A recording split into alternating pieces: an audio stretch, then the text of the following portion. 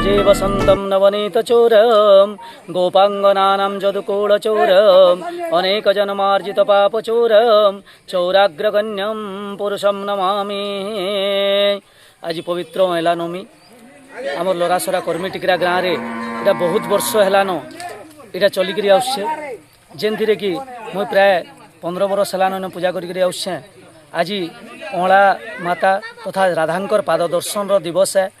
आई देखे आम बहुत बड़ समारोह इ जगार विगत केते वर्ष हेलान जी तो कहीं ना कही पार्बार किंतु बहुत दिन हेलान करते आउसन। मोर करवाटा 15 बरस हो गलान इ जगह निके आसिक मुझे पौरोहित्य करुचे। आउ मोर पाखे मोर भुजनी आड़े जेन ठिया होइछन से होचन आमर इन कर्ता। आउ इन बहुत बड़ समारोह हेसी। सकाल समय पूजा पाठ हो सारा पर अन्नकोट दियासी अन्न भोजन दियासी अन्न प्रसाद वितरण सला 4:30-5 इन कीर्तन आरंभ हेसी। रात्रि रे फिर किसी गोटे मनोरंजन कार्यक्रम रखा जाए सकाल पुआ तक पूजाटा हेसी।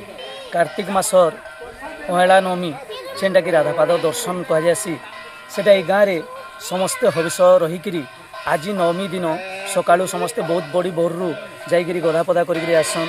समस्त घर द्वार रे कुंभ स्थापन होती सकालू पूजा आरंभ हेसी।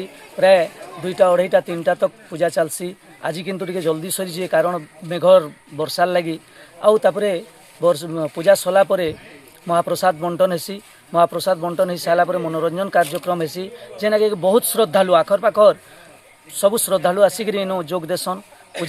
पूजा सरला पर प्रसाद भी खाएसन। मनोरंजन कार्यक्रम रे मनोरंजन भी देखसन। देखि सारा पर समस्ते निज निजर घर के जासन। से मांकर राधांकर पाद दर्शन करसन। धात्री अँलांकर दर्शन करी से समस्ते निजर जीवन के मुग्ध करसन।